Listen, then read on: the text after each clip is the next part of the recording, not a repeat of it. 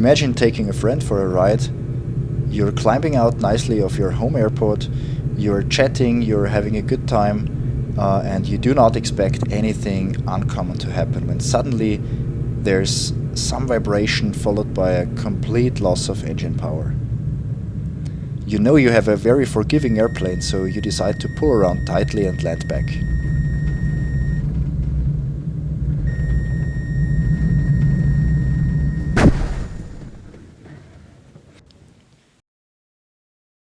Interestingly, this seemingly stupid sort of crash is still very common, and I think it makes sense to talk about ways how to avoid it. This is why I decided to record this video where I share my personal thoughts and my strategy that I use to not end like that. As a first step, I look for a straight line of reference, something like a railroad or a motorway like the one shown below here, and I align over this reference line, go into a climb as I would do it during the initial climb after takeoff with the flaps set, and when we imagine an engine failure and a turnaround after takeoff, the tricky thing is that we do not only have to make a 180, but it's 2 times 90 degrees plus 2 times 45 degrees once back towards the airport or the reference line, and once the realignment turn for the center line or for the runway, plus we have to cover the distance between the 2 turns. In total it's 270 degrees of turning plus the covering of quite some distance. Let's try it. We start the exercise at 3,500 feet here, nose down to keep at least 70 knots, which is my personal turnaround reference speed, combined with, for me personally, not more than 45 degrees bank, because this is where you have a factor of around 1.2 on your stall speed. So in this DA40, 70 knots is pretty fine with around 10 knots on top.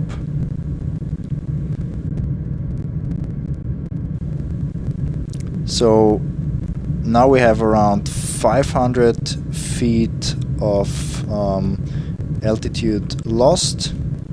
We are realigning,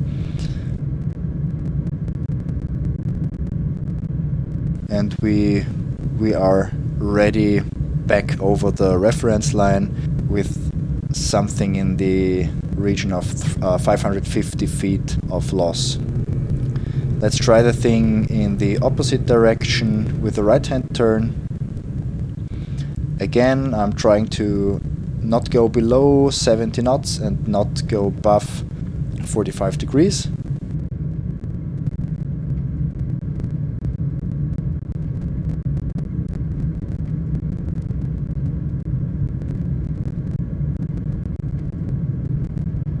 Now, having covered 180, doing the additional, maybe not fully 45 degrees, but the turn back to the reference line. Let some time pass and realign with the reference line. And again, it's something around 500 feet. Let's try the whole thing from a runway, of course on the flight simulator, to not risk anything. And I personally would give another 200 feet on top, meaning 700 feet above ground would be my personal limit to turn around and land back in the case of an engine failure. And you see, again, we have around 70 knots. The turn takes its time but is relatively safe, and the sink rate is moderate, with usually not much more than 500 feet per minute on average.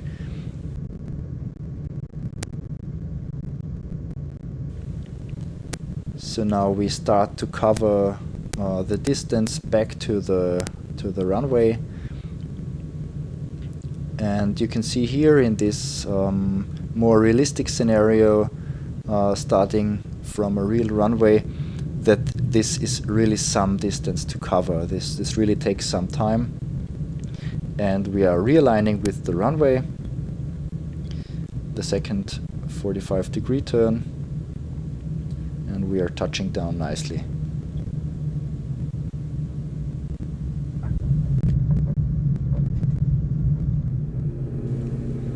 Let's try the same thing again with the right-hand turn, starting from around 700 feet above ground level. It's important to do this exercise in both directions from time to time, because there are many colleagues out who fly perfectly coordinated turns in one direction and not so well coordinated turns in the other direction. So there might be some difference between the altitude that you need for fully turning around in a right-hand turn scenario and the left-hand turn scenario. And as you can see, there's quite a lot of energy left in this case, so even enough to do a side slip to slow down a bit, and we are again nicely aligned and touch down gently.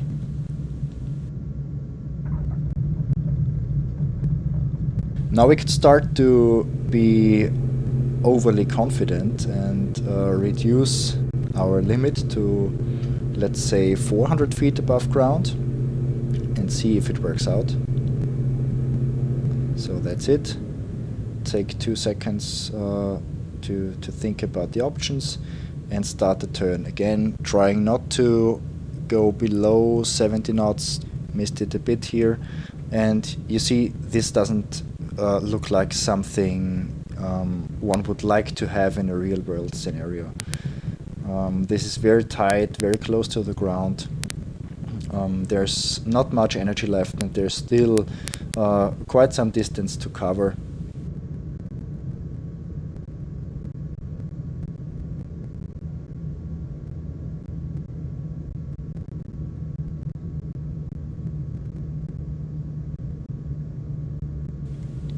In the end, it works, and we reach the runway and again touch down nicely. But we remember, this is not how we want to end our flying careers, and not how we want to end our life or the lives of friends. So we are not pushing limits. With the newly acquired overconfidence, we could say, okay, now we are going to a quite small airfield. Let's put 100 feet on top and set the limit to 500 feet.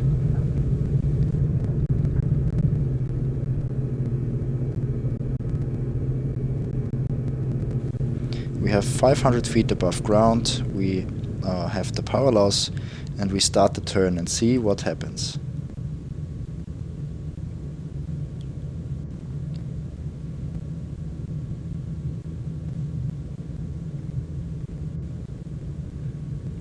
We have done the 180 and we have no runway in sight.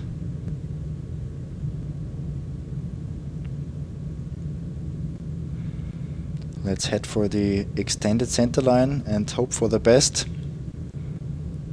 And with the trees approaching and us running out of options, we see that we obviously have pushed the limits too far, despite having put another 100 feet on top.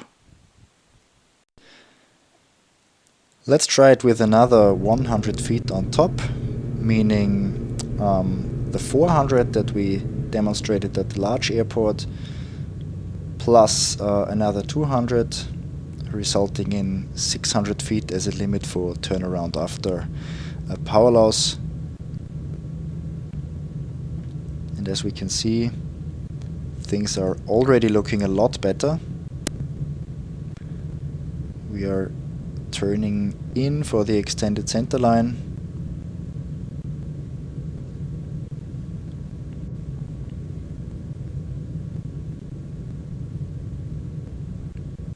this really feels like an endless amount of time. The distance that we have to cover until we reach the runway, if it's a shorter one, is really sort of surprising if you experience this in a real world scenario and you do not expect so much time to pass until you're back on the runway. And this is the situation where you can really get nervous and start to make decisions that end badly. So really important to go through things like that in the simulator. And of course you might also have an engine failure far below your personal turnaround limit altitude. And try to keep in mind that everything is better than stalling and crashing. So look out for any sort of field that you can reach without having to do tight turns, and as long as the approach is free, surprisingly short fields might be okay for an emergency landing, like the one here.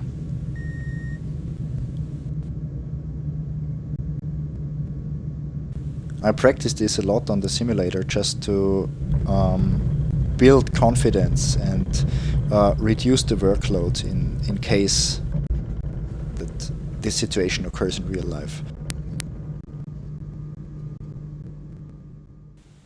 One thing that I really like to do on the flight simulator is to apply my seemingly conservative 700 feet limit for the turnaround to any random small airport that I find somewhere in the world that I have never used before. And sometimes, like in this special case, the results are quite surprising. We are accelerating.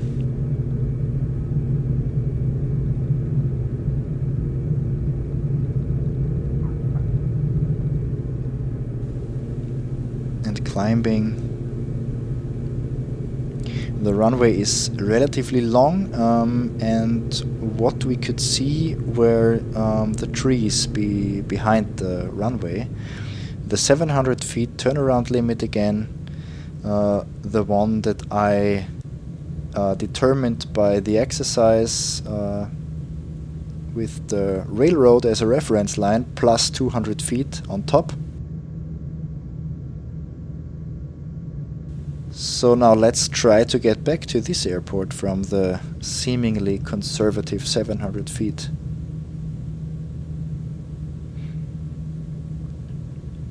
And as we can see, the trees are growing again.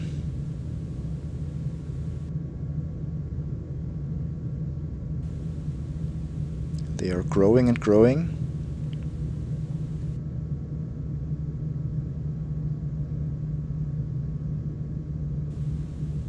And obviously we found a case where the seemingly conservative 700 feet were not enough to get back to the airport safely. So obviously what applies to my hometown airport, which is widely free of obstacles and has a long runway and feels to be extremely conservative and very on the safe side there, does not work, for example, on this randomly chosen airport. I tried it again with another 100 feet on top, meaning the turnaround being initiated at 800 feet above ground.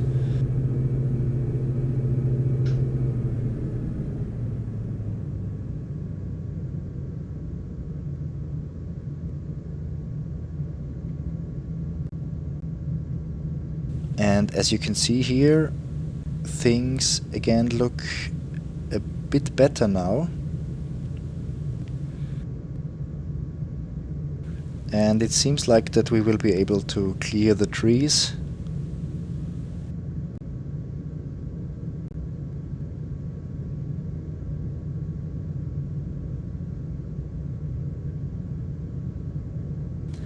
Again, the time seems endless.